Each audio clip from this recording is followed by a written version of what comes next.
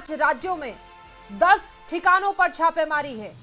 बहुत बड़ी खबर, अलकायदा गुजरात टेरर मामले में छापा मारा गया है। डिजिटल उपकरण और आपत्तिजनक दस्तावेज जब्त किए गए हैं।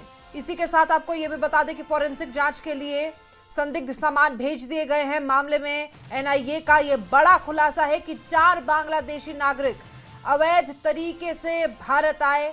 सभी का आतंकी संगठन अलकायदा से संबंध है। बहुत बड़ी खबर, टेरर नेटवर्क के खिलाफ एनआईए का एक्शन। 5 राज्यों में 10 ठिकानों पर छापेमारी।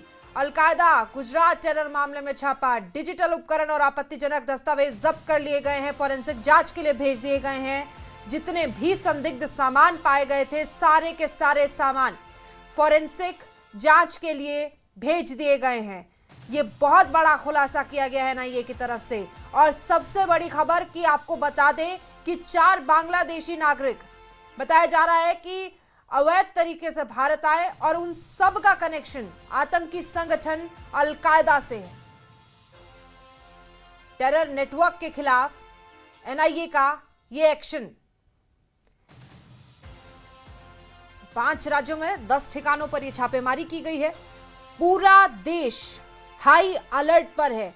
आपको बता दें कि खुद गृह मंत्रालय की तरफ से लगातार ये बयान दिए जा रहे थे कि जीरो टॉलरेंस नीति आतंकवाद के खिलाफ रखी जाएगी। और ऐसे में दिल्ली में जो धमाका हुआ उसको लेकर चारों तरफ एजेंसियां एक्टिव मोड में है। शंकर आनंद हमारे संवाददाता दिल्ली से फोन लाइन पर मौजूद हैं। शंकर, ये बहुत बड़ा खुलासा किया गया है और बांग्लादेशी कनेक्शन भी देखिए सामने आए हैं।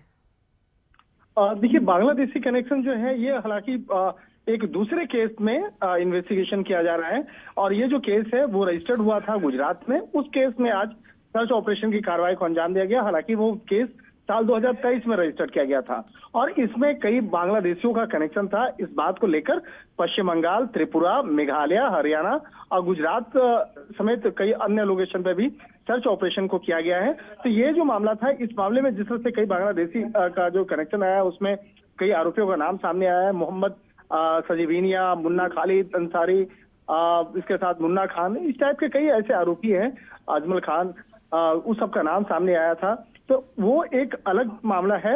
और जिस तरह से अगर बात करें दिल्ली ब्लास्ट की बात करें तो दिल्ली ब्लास्ट का एक अलग सेपरेट मामला है। और इस मामले में हालांकि अलकायदा जो आतंकी संगठन है उससे जुड़ा हुआ मामला, यानी कि आज जो सर्च ऑपरेशन हुआ है, इस ऑपरेशन में भी अलकायदा से जुड़े हुए जो कई ऐसे सक्रिय सदस्य हैं उन तक पहुंचने की एक कोशिश की गई। और इस बात को ध्यान में रखते हुए जांच एनआईए के द्वारा ये सर्च ऑपरेशन को अंजाम दिया गया। शंकर, तो क्या ये मान लिया जाए कि जो दिल्ली में हालात बने थे उसके बाद से एनआईए एक्टिव तो थी ही, लेकिन पूरा देश अलर्ट पर है? क्या इसी मामले का खुलासा करते करते एक और ये छापेमारी हुई और सफलता इसमें मिली, या फिर ये शुरू से ही चल रहा था? 2023 में एक केस रजिस्टर्ड किया गया था गुजरात में और इस मामले में 10 नवंबर 2023 को 5 आरोपियों के खिलाफ आरोप पत्र भी दायर किया गया था अहमदाबाद में। लेकिन उस मामले पर जब इन्वेस्टिगेशन का दायरा आगे बढ़ाया गया और अलकायदा आतंकी संगठन अलकायदा और उससे जुड़े हुए कुछ अन्य संगठनों का नाम आया था, तो उस मामले में आज ये सर्च ऑपरेशन किया गया है। लेकिन जांच एजेंसी ये अभी स्पष्ट तौर पे ये बता रही है कि ये केस अलग है। ये केस है साल 2023 का। और दिल्ली जो ब्लास्ट का जो मामला है ये अलग केस है। अभी उस केस से आरोपियों का संबंध है या नहीं है वो अभी तक स्पष्ट नहीं किया गया है। लेकिन ये जरूर बताया गया है कि साल 2023 में जो केस रजिस्टर्ड हुआ था अहमदाबाद से जुड़ा मामला था और वो भारत में घुसपैठ और फर्जी तरीके से जो भारतीय पहचान पत्रों का इस्तेमाल, उससे जुड़ा ये मामला था। तो इस मामले में आतंकी संगठन अलकायदा से जुड़े हुए उसके गुर्दों का जो एक रोल था, उस मामले में आज ये सर्च ऑपरेशन हुआ है। और इस सर्च ऑपरेशन के दौरान में कई राज्यों से जुड़ा हुआ कनेक्शन को खंगाला गया, जिसमें कि पश्चिम बंगाल, त्रिपुरा, मेघालय, हरियाणा और गुजरात है। और दूसरी तरफ देखा जाए तो लाल किला वाला जो मामला है, लाल किला के सामने जो ब्लास्ट मामला है वो अलग मामला है, वो एक सेपरेट अलग मामला है।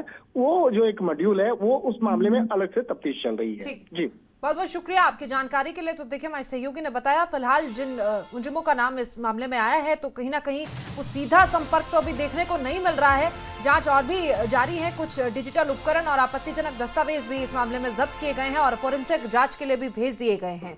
तो 5 राज्यों में ये छापेमारी चल रही थी, 10 ठिकानों पर चल रही थी और सफलता यहां पर कहा जा सकता है कि कहीं ना कहीं एनआईए को मिली है, क्योंकि डिजिटल उपकरण जो मिले हैं, माना जा रहा है कि कई बड़े खुलासे आगे भी इससे हो सकते हैं। और इसी के साथ वक्त छोटे से ब्रेक। आप देखते रहिए न्यूज़ 18।